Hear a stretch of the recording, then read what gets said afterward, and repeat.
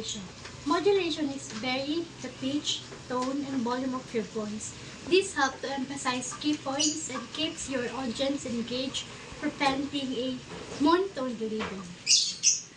And also, modulation in writing refers to the act of adjusting or varying your writing style, tone, or voice to suit different characters, situations, or purposes.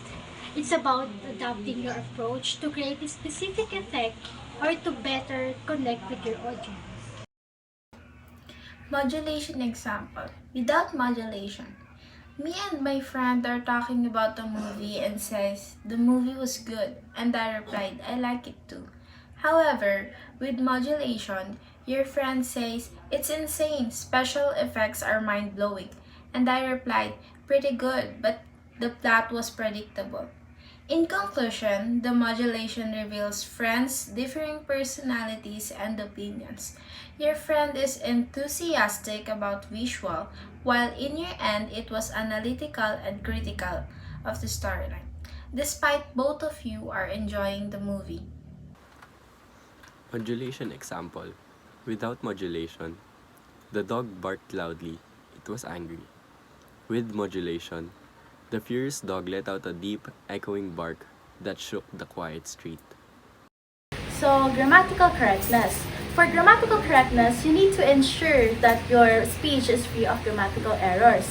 So, correct grammar builds credibility and makes sure that your audience can clearly understand your message. So, main point of grammatical correctness is that it helps your audience to understand your message. And it helps shows professionalism, attention to details, and credibility and formality, especially in formal documents and academic papers.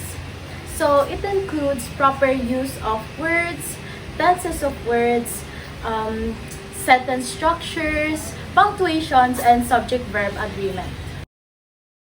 An example of grammatical correctness using correct subject-verb agreement in all sentences to avoid confusing the audience. Word choice.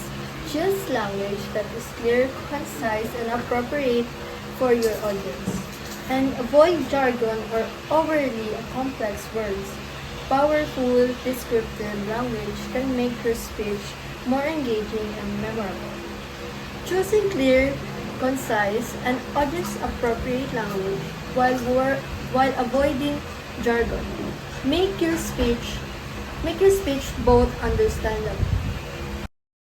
An example of word choice. Instead of saying drive safe or say drive safely because safe is an adjective while safely is an adverb that describe the verb the drive.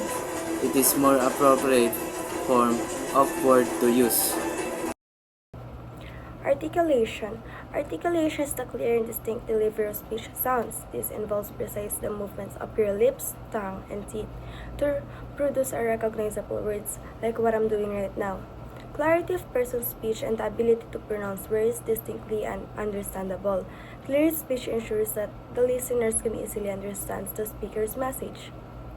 Speech articulation is the physical process of producing sounds, words, and sentence using your articulators, such as the tongue, lips, teeth, and jaw.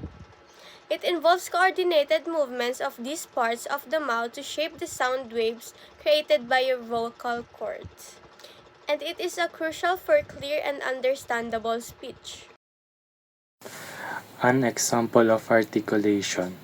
When you say the word cat, clearly pronouncing each word K, A, T, thus articulation. It means you're forming the sounds of speech correctly and clearly so others can understand you.